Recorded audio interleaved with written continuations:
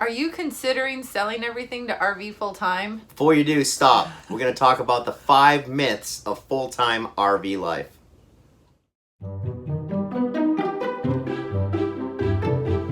Welcome back to the RV Odd Couple. My name is John. And I'm Mercedes. Long story short, we sold all of our possessions in pursuit of freedom, independence, and adventure because life's too damn short. Too damn short, guys. And in today's video, we're going to talk about 5 myths, that even things that we thought when we first started. These 5 myths are what everybody thinks life is going to be like when you sell everything you own and go RVing full-time. That's right. And so we keep it real in this channel. So we're telling you what it's really like. And we want to hear your experiences if you are full-time, what your struggles have been. And if you're thinking about it, we want to hear what you think it's going to be like too. Right. All right. So the first myth of RV living full-time is that it'll solve all your problems. Nothing could be further than the truth, guys, because I bring me wherever I go, and the same problems that I had when I lived in the sticks and bricks are the problems that I have today, and most of it's right here in my thinking, right? My attitude, how I react to situations. So I had this mistaken idea that if we sold everything and RV'd full-time, I would have this sort of eat, pray, love journey where I would, fix my issues with health. I would work on anything hurting, any soul issues that we all have and we all struggle with, insecurities, whatever it is. I had this vision that I'd naturally wake up at 5:30 in the morning with no struggle and I'd be full of energy. And Make a hot coffee. Bring it out to the picnic table. There'd be a bear waiting to talk to me and birds in the morning. Talking. Yes, they'd all flutter around me. And I had this really unrealistic idea that would fix the inside. And the truth is that things are much more in your face when you're in such a small space. And so whatever problem you have, you're going to bring it right there with you and you are forced to deal with it. It's such a massive shift that your lows are low and your highs are really high. That's been my experience anyways. Yeah, so not to say that it's not rewarding, not to say that it's not fun, but just note that it's not the solution. Whatever your struggles are, you have to work on them. You bring you with you. You have to do the work. You don't get away from doing the work. Just do it, because life's too short anyways, and you're going to have to work through it whether you're in a sticks and bricks or in an RV. Right. The second myth about RV living full-time is that it's all freedom and adventure. And this is so hard because first off, the freedom, right? Let's have a real conversation about that. Because yeah, we could drive anywhere we wanted to, but that's actually scary. Having all that freedom is actually one of the most terrifying things that you can have. Having no final destination or sticks and bricks to return to once it's all gone is scary once it's gone. Absolutely. So let's stop pretending like it's the answer and the end all be all. It's actually really, really, you're faced with, okay, well, what am I going to do now that it's square on my shoulders? Right. And the other thing is that you get this decision fatigue because you have to decide, okay, well, are we going here? Are we going there? Are we staying there? How long are we staying there for? So what we found that kind of helps is we might have themes like, okay, this time we want to be around this area. Yep. We don't know exactly what, but we know we want to kind of be around this. And that helps us. And the other piece on the adventure, I had this idea that I would wake up every day and I would be all motivated to go explore, and every day would be exploring something new. Well, that doesn't always happen. Sometimes it's because of the weather. Sometimes when the weather stinks, you're really stuck inside. And then the other piece about that is sometimes you're in a really nice location, but you're kind of exhausted. Yeah, and we work while we're doing this. Yeah, so sometimes you're in this beautiful location, but you really just need a nap, so you don't get to enjoy it that much. And the weather makes the 400 square feet or whatever size of the RV you're living in, the weather outside makes it smaller, right? It makes it smaller. So when you're stuck in the RV, you can get cabin fever. Because I thought that RVing full-time would be like this permanent vacation. But in fact, it's not only a lot of work, especially when you're working remote, you have to have the discipline to have routines. Yes. But it's also a lot of work because you have just as many chores as you did before. There's so many things to do every day just for the upkeep, the planning, everything that goes along with full-time RVing, So although it is a lot of freedom and a lot of adventure, it's work typically that you're not used to doing, right? Just brand new things, and there's so much to learn. The third myth about RV living full-time is that You are always outside, you're always camping, you always have a fire, and you're eating s'mores every night. Right. I had these same ideas when we started going out, right? I was going to be MacGyver.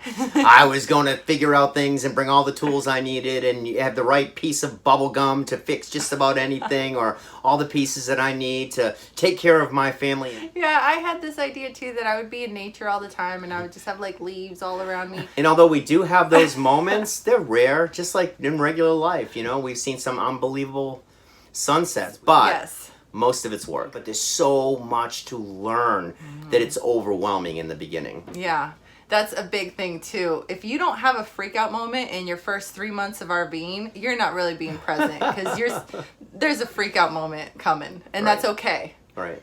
And just like any spiritual journey, starting something brand new, it's going to hurt at first. There's going to be a certain amount of pain because you're just not used to that lifestyle. You're not used to that routine. You've got to invent a brand new routine to get used to it. And that's been our experience so far, that we're getting better at journeying along and accepting and actually expecting things to go wrong, which makes life a lot easier as you move through it. Yeah, and when the weather is cooperating, sometimes you have to do chores. Right. Going to the grocery store is a lot of work when you don't know where it is. And that's another thing. If there's a perfect kind of food you like, you have a preference on pickles or a preference on coffee, you got to get flexible on that, because different areas of the country don't all carry the same types of groceries. It's true. The fourth myth about full-time RV living is that you'll create the perfect plan, you'll buy the perfect RV, And you'll be completely ready for whatever happens. Yeah. No, sorry. There's no such thing. Sorry. The way that you learn RVing full time is to live in the life. You have to learn so many new things. And so being able to adjust and not have expectations of it going perfectly is actually the right attitude to go in when you go into this. Having that attitude of, it's not going to be perfect, but we're together, we're adventuring, we've got our end goal, and we're moving in that direction, but it's not going to be perfect. So I would highly recommend this to our friends and family to try this lifestyle if you can afford to do it. We do not suggest to anybody that you sell everything and jump into this lifestyle without having a good plan in place, at least 1 year. At least 1 year. Because you don't know if you're going to love it or hate it until you do it. Because it's really not about the experience of doing it. It's about your attitude. There were things I didn't know until I experienced them. So experience is really the teacher here. That trial and error. So I knew I wanted certain creature comforts, which is good. I had to be true to myself.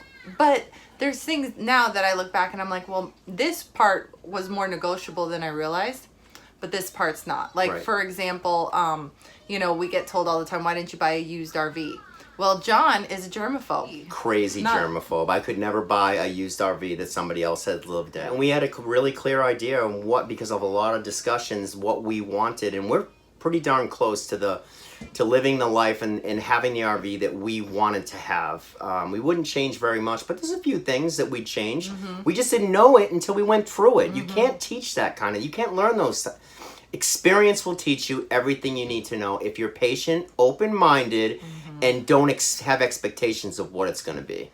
And the fifth myth of RV living full-time is that you will save tons and tons of money. And you could. You could. You might. You might. But you might be sleeping at Walmart's a lot. You might be sleeping at Cracker Barrels. Nothing wrong with that. Right, nothing wrong with that. You might be going out in the middle of state parks. Nothing wrong with that. Boondocking. But we're starting to get pretty clear that we like the comforts that we have. I do like pulling into a park for 2 weeks at a time. I do like plugging my electrical in. I do like plugging in my waste pipes. I don't have to worry about those things. And we have all the comforts of a regular home in this RV. And although I thought that I would like boondocking more in the beginning, I'm starting to feel like I love the life because we have all the comforts of living in a home. This is now our home. We're used to it. We've been living in it for 5 months now. I love our home. In our home, we get to change our neighbors whenever we want to. We get to move our home and look out the back window at dunes, at the ocean, at some of the most beautiful sceneries we've ever seen. The wildlife is absolutely incredible. You know, so I love the way we're living now. And it's funny because Mercedes is considering going into boondocking, and I'm like, I don't know if I even want to do that. Yeah, I want to rough it. We'll bring her out there and she'll rough it for 30 days. She'll probably never want to go back out again. But we are going to try it. I was thinking 3. Yeah, oh my goodness. We're definitely going to try it. No, I was thinking like 3 days, okay? I'm realistic here.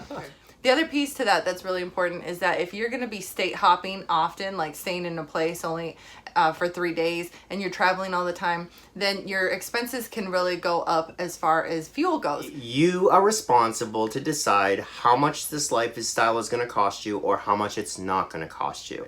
Did we make some mistakes? Absolutely. Could we have known that in the front end? No. We got to go through it. Guys, we love the decision that we made for us. We did go through some pretty low points in the beginning because you're just not used to this lifestyle.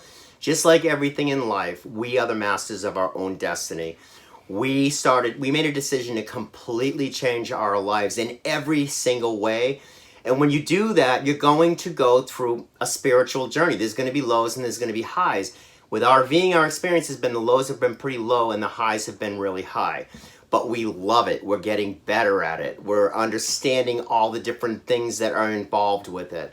And so I'm 53 years old. I didn't want to wait until I was in my 60s or 70s to try to RV. I've wanted to do this my whole life, but I felt like I was running out of time. And so I pulled the trigger on it. And I talked my wife into doing it. She wasn't sure, but she loved me enough to try it. And we're loving it. We're 5 months in. We're coming up on 6 months soon. We're learning what to do, what not to do. And we're sharing all of that with you guys, the good, the bad, and the ugly. And I invite you to join the Odd Squad by subscribing, Yep. and then you can be a part of these adventures. When you comment, we read them, and we actually think about our responses, Yep. and we talk about them together. We do. You We guys argue are, about some of you guys some nights. but in a good way. In a you good know? way, yeah. And some of you have touched us and really made us brought us to tears. Yep. You have no idea how much you are in here with us, even though you're out there. And before you go away, check out our next video.